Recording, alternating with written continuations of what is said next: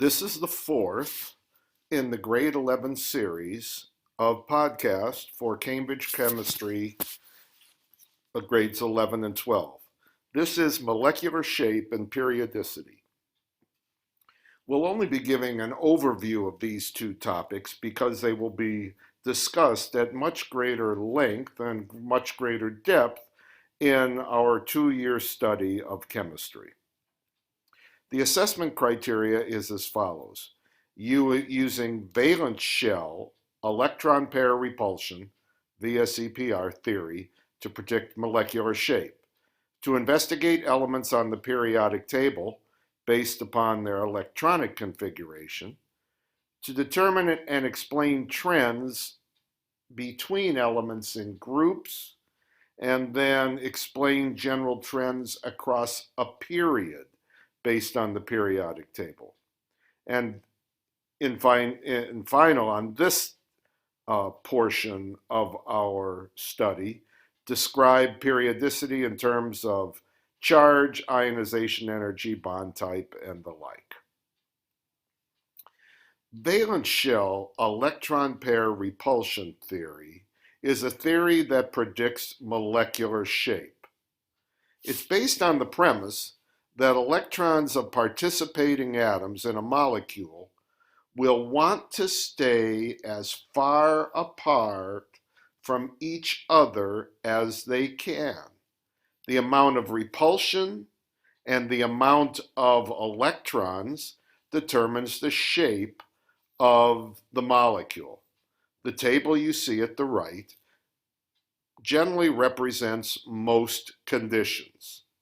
You'll notice in the first column, the electronic orbitals or probability locations, and then how those geometries work out based upon the number of lone pairs of electrons that are in the molecule.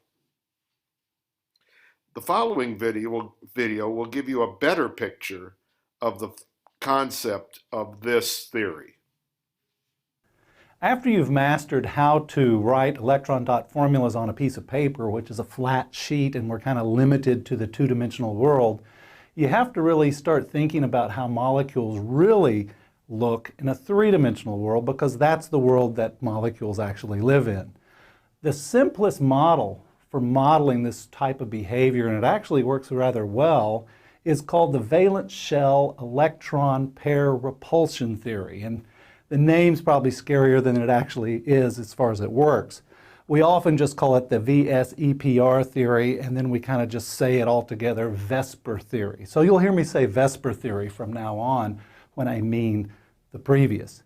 So the way it works, and the name kind of gives it away, is you take your electron dot formula and you simply count electron regions around the central atom, and you realize that each of those regions is a negatively charged region. And so it's going to repulse all the other negatively charged regions, and they're going to try to get away from each other. They can't completely get away, though, because the nucleus of the central atom is holding them in. So what they do is they try to get away from each other, but they're still held by the central atom. This leads to distinct molecular shapes. And the easiest one is two regions. If you only have one atom on one side and one on the other, and they try to get away from each other, you get a fairly linear type molecule. And so that's the first one. Two regions gives you linear shape. The bond angle is 180. Stepping up to the next one, three regions. You count the regions around the central, there's three. If three regions try to get away from each other, you basically get a nice kind of pie shape. It's like taking a pie and cutting it into perfect thirds. So you get a 120-degree angle all the way around for those three regions. Both of those regions are still planar. They still look just fine on a sheet of paper. It's when you get to four regions that you have to go to the third dimension. You have to go three-dimensional. And what this gets you is a shape that we call a tetrahedron or tetrahedral geometry. It's four regions around a central, all perfectly symmetric. And if you take a look and spin the molecule around and look at it, every region is equivalent. And the bond angles are now down to 109.5 degrees. That's a tetrahedral geometry. So as you can see, the bond angles are getting smaller because we're bringing in more regions. We started at 180 for linear, 120 for trigonal planar. Now we're down to 109.5 for tetrahedral. So that really sums up most of what we will use, especially in organic chemistry. Now, in addition to those, you can have expanded octets, which gets you 5 and 6 regions. So to handle those, you got to go one step further. The 5 regions is a little bit complicated, but it's really just a combination of 2 and 3. You're going to have 2 atoms linear, and then the other 3 are going to be trigonal planar perpendicular to that. When you look at the shape, you see what we call a trigonal bipyramid. We call it a bipyramid because you can look at the pyramid going up to the top atom and down to the bottom atom. Those are 2 little pyramids pointing in opposite directions. That's trigonal bipyramid. The last one is 6 regions. And when you get up to 6 regions, you get something that should look somewhat familiar if you've ever studied XYZ coordinate planes and coordinate points. Everything's 90 degrees apart or 180. It's like the X, Y, and the Z axis of 3-dimensional space. You put 1 atom in each space, you get 6 total. Bond angles are either 90 or they're 180. You might go, why is it octahedral when there's 6?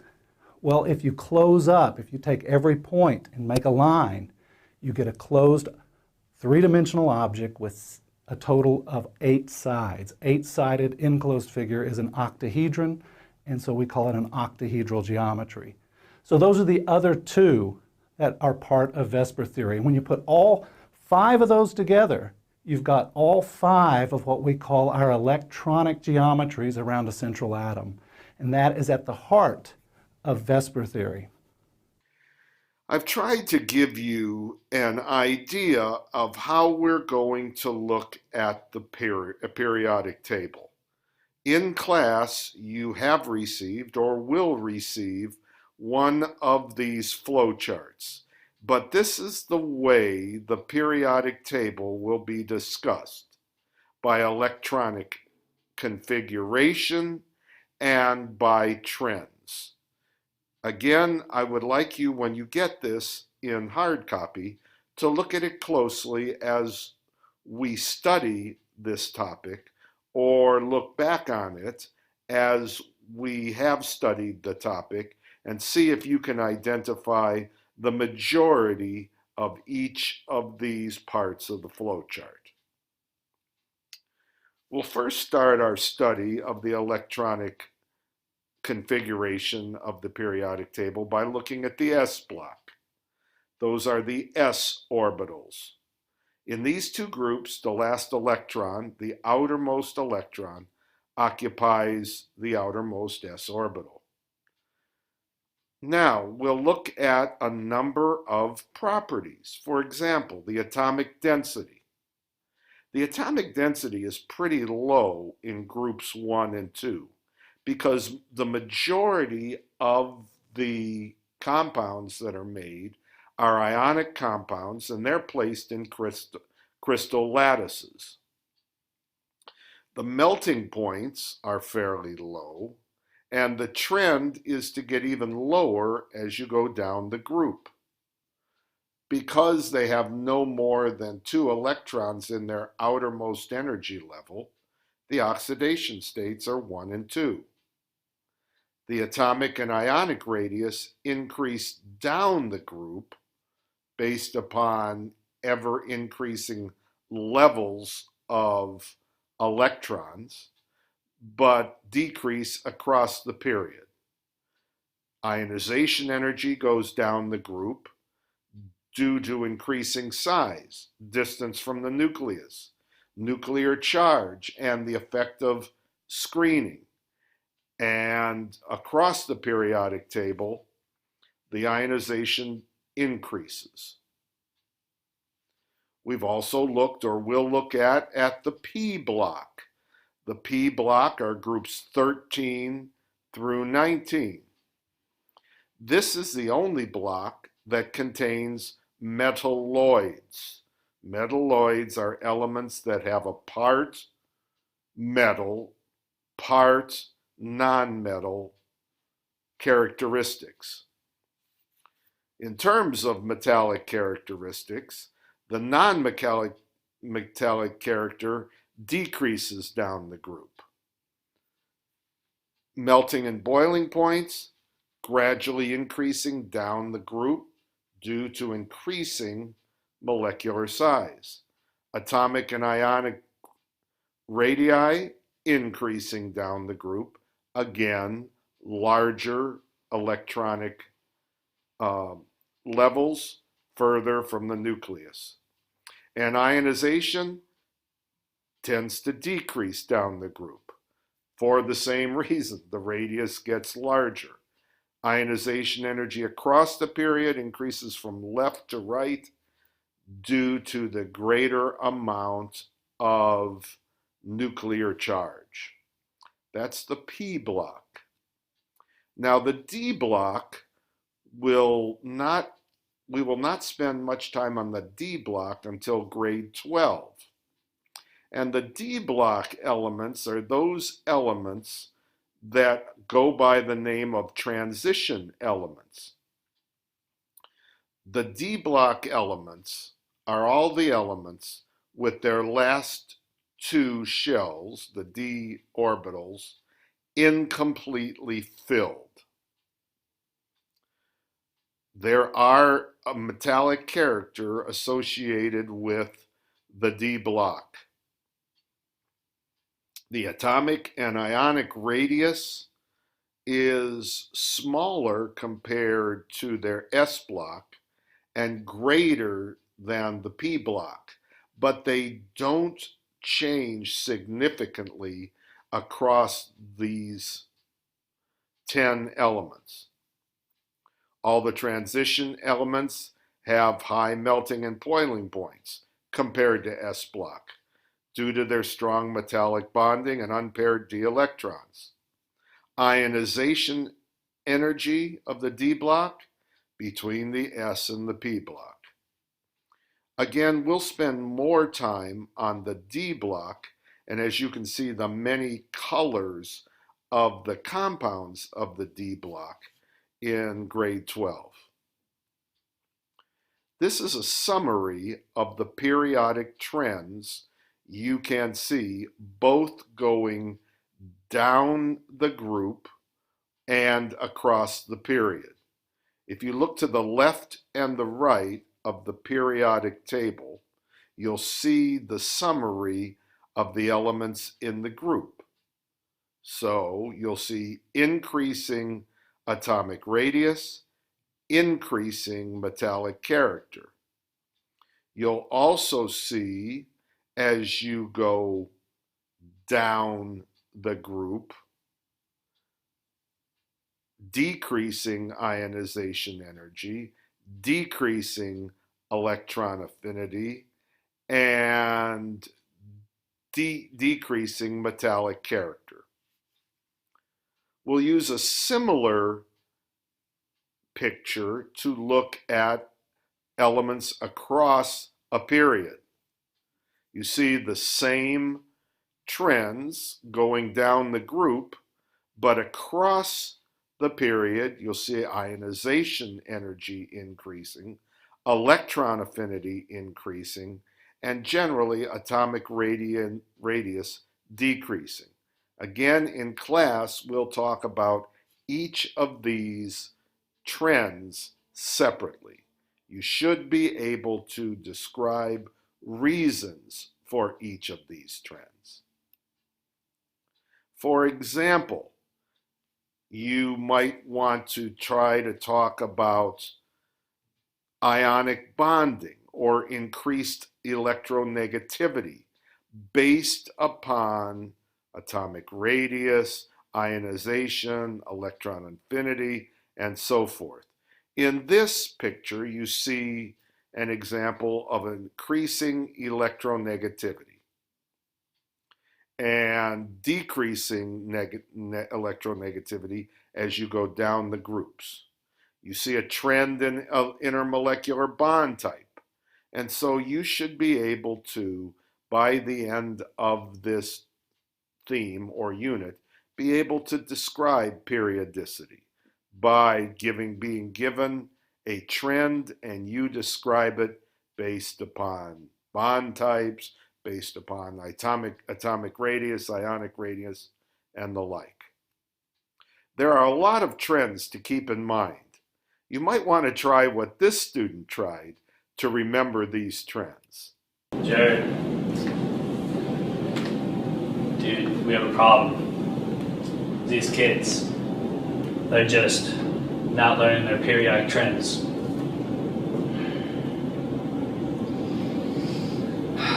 Well,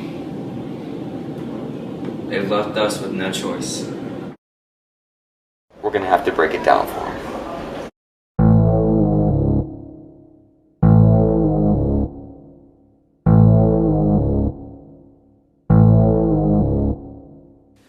Periodic trends, you know what it is. Periodic trends, you know what it is. Periodic trends, who cares what it isn't? It's the most exciting thing in chemistry, you better listen. Now students, turn up your hearing aids. If you do to learn this faster than mixing up a Minute Maid. And don't waste your time memorizing aims. Memorizing is lame, we don't play them games. Ionization energy is mysterious, wrong. You ask me what I eat, well I ask, what could be on? As you go right, alright, you won't be surprised. It will always rise, doesn't have to improvise. Atoms sure like a full valence shell. I'm kinda hoping that word rings a bell. If you don't remember, it's the atoms at our energy level. Since it likes it full, it takes energy to repel an electron. And it doesn't need no recon. From that point on, with this charge it is an ion. As you move down in charge to create that ion, it's easy to predict, we don't need no Mayan. Periodic trends, you know what it is. Periodic trends, you know what it is. Periodic trends, who cares what it isn't? It's the most exciting thing in chemistry, you better listen. Electronegativity, believe me, it's a whole lot different than ionization energy. Put simply, it's the atom's tendency to take an electron into captivity. That's right, into captivity with no sensitivity. It is what decides the element's reactivity. At first it didn't make sense to me, but in the game of reactions it's a home plate referee. If you find yourself going down a group, it goes on faster than Blake Griffin throwing down an alley-oop across a period. You'll find a myriad of reasons, doesn't go in loops, going up that mountain faster than a freaking Boy Scout troop. Well, look who's got it in the bag. In this game, Florin is surely not sad. It gets riches from his rags. Started as a halogen, but has electrons like a noble gas. Periodic trends, you know what it is. Periodic trends, you know what it is. Periodic trends, who cares what it isn't? It's the most exciting thing in chemistry, you better listen. I ask you why, what is atomic radii? Well, if you ask why, you won't get any reply. In the meantime, you mix it up like a stir fry. It's the atoms with, but I don't mean to imply that I'm a wise guy. In fact, I am your ally. If you said the atomic radius is run by energy levels and the amount of shielding, wielding the power to make the atom bigger, you hit the bullseye. And you know what, I'll even tell you why. Energy levels make it reach for the sky. Protons attract electrons, not stand by. That's why radii get smaller as you go right. Started from the bottom. It won't be long until you say I got 'em. Answers will be falling from the sky like autumn. And if Batman was a smart, he surely couldn't save Gotham. Periodic trends, you know what it is. Periodic trends, you know what it is. Periodic trends, who cares what it isn't? It's the most exciting thing in chemistry, you better listen. And here are some questions to start your thinking.